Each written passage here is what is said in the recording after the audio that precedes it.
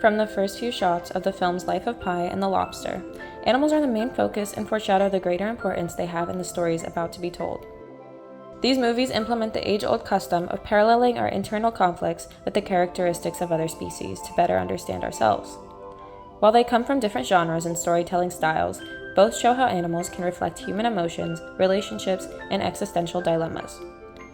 How does the blockbuster Life of Pi, directed by Ang Lee, and the modern indie classic The Lobster, directed by Yorgos Lanthimos, use animals in their narratives, and what does it say about the representation of animals as symbols in film in general?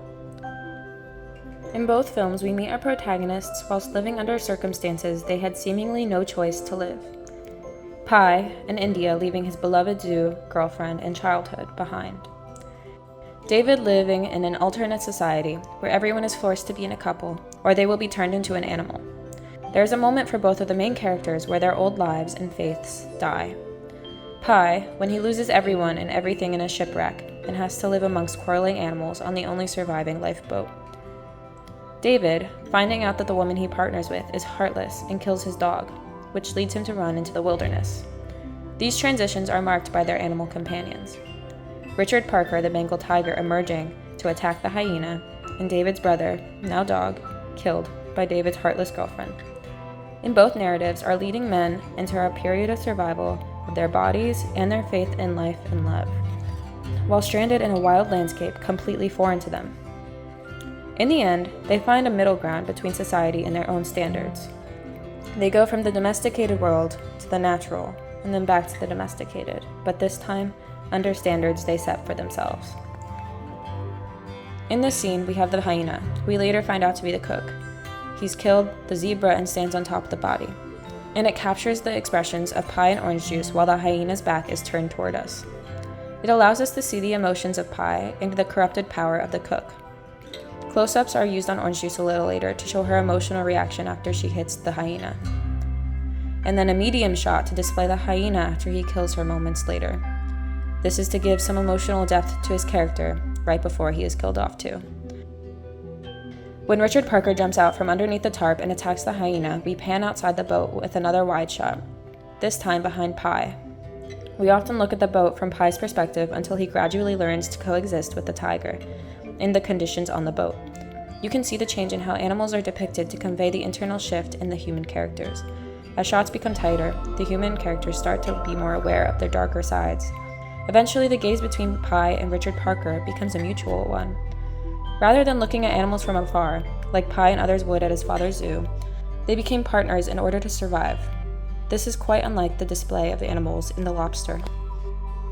Here, we witness David's choice of what animal he'd like to be turned into if he cannot find a partner. And as he explains why, the frame zooms in to David's unchanging expression to where we no longer see Bob. Much of the film presents Bob in this way, not usually the focus of the camera, but we're always aware that he's at David's side. You don't see anyone else at the resort with an animal, and it shows that David has struggled in his transition from his old life and does not fully accept the expectations of society and still humanizes the animal that once was his brother. You don't see anyone else at the resort with an animal, and it shows that David has struggled in his transition from his old life and does not fully accept the expectations of society and still humanizes the animal that once was his brother. However, another perspective could be taken that claims that Bob is framed as a decoration. His behavior doesn't drive the plot in any way, and as we can see through the cinematography, he is more of an accessory to the protagonist. It reinforces the cold world they live in, where humanity is ideal and being an animal is a punishment. Life of Pi has the animals be their own characters. Well, sort of, while The Lobster uses them as a device to show the harshness and reality of their fictional world. Alongside that, the amount of screen time for animals differs immensely between these two films. In Life of Pi, the animals that appear on our screen are a figment of a character's imagination, yet have a ton of screen time. The animals in The Lobster have a substantially shorter amount of time in front of the audience, yet they are a very real thing in this world. In this aspect, it brings up something so prevalent in the Life of Pi: zoos.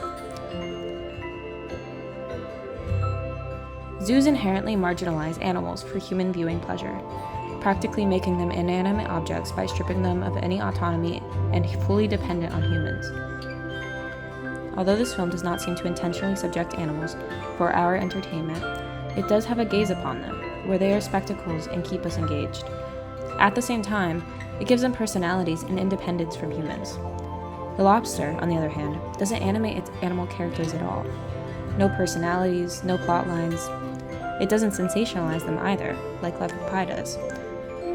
However, we can see how Bob, and domesticated dogs in general, are codependent with their human companions. His whole presence is to serve the main character.